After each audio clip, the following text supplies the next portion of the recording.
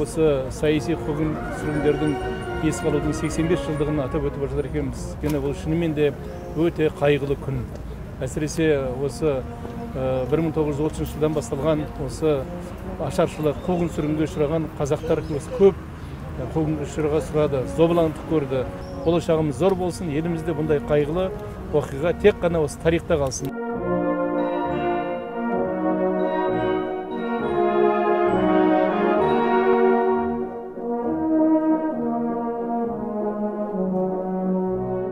Repressiyana bu siyasi quvğundu ешқашан unutmamamız gerek, unutturmamamız gerek.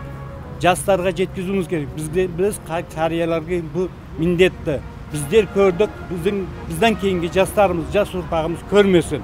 Bu siyasi quvğun бұндай нелер қайталанмасы үшін bu мерекелердің болып тұруы өте маңызды.